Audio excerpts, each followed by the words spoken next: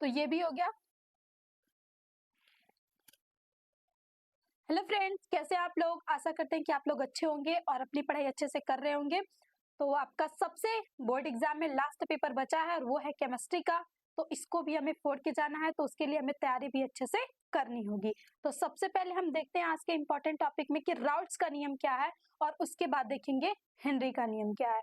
तो देखिए, राउल्ट्स का नियम क्या कहता है कि 1 बिलियन में उपस्थित किसी वाष्पशील घटक का वाष्प दाब उसके मूल अंश के समानुपाती होता है। यानी अगर हम बिलियन ले रहे हैं तो उसमें जो भी वाष्पशील घटक होंगे, उनके जो वाष्प दाब होगा वो उनके मूल अंश के समानुपाती होगा। यानी पीए समानुपाती एक्स ए और पीबी समानुपाती एक्स बी। अगर हम कोई विलयन तैयार कर रहे हैं और उसमें विलेय प्लस विलायक दोनों वाष्पशील है, तभी हम यहाँ पे निकालेंगे। अगर मान लीजिए हम एक विलेय अवाष्पशील लेते हैं तो वहां पे राउल्ट्स का नियम नहीं लागू होगा। राउल्ट्स का नियम की एक विशेषता होती है कि वो वाष्पशील घटक के लिए क्या होता है, लागू होता है। यानी यहाँ पे पीए है जो विलेय और पीबी विलायक का वाष्प दाब हो गया, एक्स ए और एक्स बी विलेय प्लस विलायक हो गए, और जो ये पी नॉट लिखा गया है कि हम जब भी समानुपाती का चिन्ह हटाते हैं तो एक कांस्टेंट आता है ये, तो यहाँ पे पी नॉट आंशिक वाष्प दाब है, एक कांस्टेंट आ गया है। तो बहुत छोटा सा है राउल्ट्स का नियम। अगर आप तैयार करते हो तो यहाँ से मान लीजिए ये 3 नंबर में अक्सर करके क्वेश्चन पूछा जाता है, तो 3 नंबर आपको यहाँ से मिल जाएंगे। और राउल्ट्स के नियम पे सवाल आ गया तो आपको वहां पे वाष्पशील घटक दे देगा, और वहां पे मान लीजिए मूल अंश निकालना होगा आपको, तो यहाँ पे सवाल भी बहुत आसानी से लग जाएंगे अगर आपको ये फार्मूला लर्न है तो अगर आप इस सेशंस को देखते हैं तो आपके फार्मूले भी लर्न हो जाएंगे। तो अगर आप चैनल पे नए हैं तो प्लीज सब्सक्राइब कर लीजिएगा। आपको केमिस्ट्री में सभी महत्वपूर्ण टॉपिक मिलेंगे। अगर आप सभी को देख के चले जाते हो तो आप केमिस्ट्री में एकदम मतलब यहाँ से 60+ नंबर आसानी से ला सकते हो, क्योंकि सभी इंपॉर्टेंट रिएक्शन और सभी नियम यहाँ से आपको तैयार करा दिए जाएंगे। अब देखते हैं हेनरी का नियम कि हेनरी का नियम क्या कहता है। तो स्थिर ताप पर किसी गैस की द्रव में विलेयता गैस के दाब के समानुपाती होती है। यानी ये भी राउल्ट्स के नियम के अनुसार ही है। तो देखिए, हेनरी का नियम आपको भूले ना कभी। तो भाई गर्मी आ रही है और गर्मी में हम कोल्ड ड्रिंक तो पीते ही है। तो देखिए, कोल्ड ड्रिंक को जब भी हम कैप आसानी से खुलता नहीं है, हम सोचे कि नॉर्मली अपने हाथ से बस ऐसे खोल दे तो खुलेगा नहीं, तो वो क्यों नहीं खुलता है? क्योंकि उसको प्रेशराइज करके बंद किया रहता है, और प्रेशराइज इसलिए किया रहता है कि उसमें एक गैस घोली जाती है। तो हमें किसी द्रव में गैस को घोलना वो आसान बात होती नहीं है। तो जब भी हमें किसी गैस को द्रव में घोलना है तो हमें क्या करना पड़ेगा, दाब लगाना पड़ेगा। तो वही हेनरी के नियम हेनरी जी ने समझाया था। तो हेनरी के नियम का प्रयोग भी अगर पूछ दिया जाए तो शीतल पेय पदार्थ बनाने में ही हम करते हैं। जो भी नींबू शिकंजी वाले भी होते हैं वो भी क्या करते हैं, हेनरी के नियम का प्रयोग करते हैं। यानी अगर हम CO2 को गैस में मिला देते हैं तो वो उसको ठंडा भी रखती है, उसको सेफ भी रखती है। तो यही है कि आपका जो ताप है वो स्थिर होना चाहिए।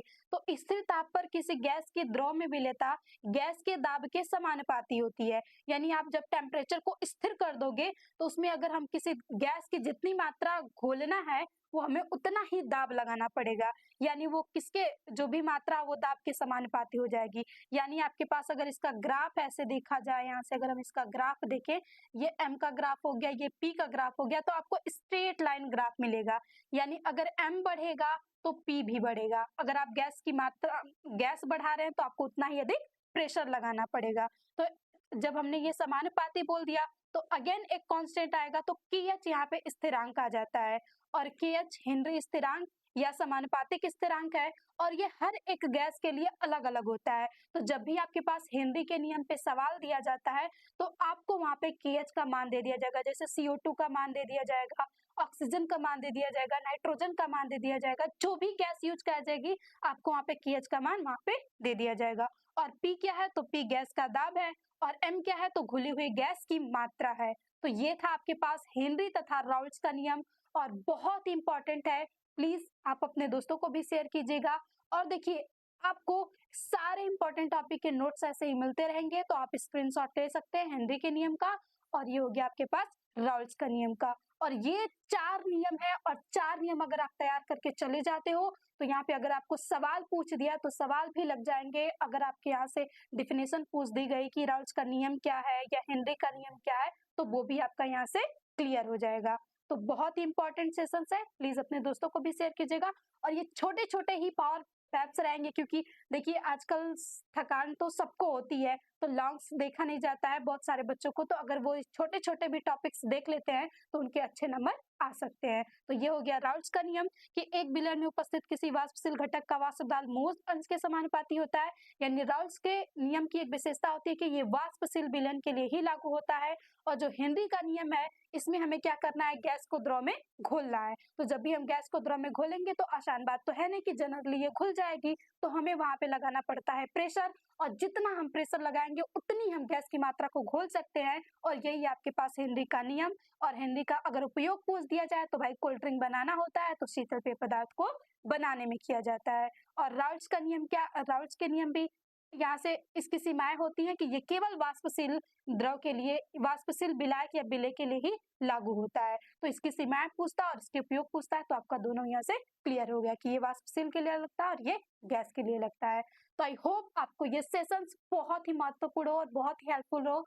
तो प्लीज अगर आपको अच्छा लगे तो लाइक शेयर सब्सक्राइब कर दीजिएगा और अपने दोस्तों को भी शेयर कीजिएगा ताकि उनके भी हो सके हेल्प।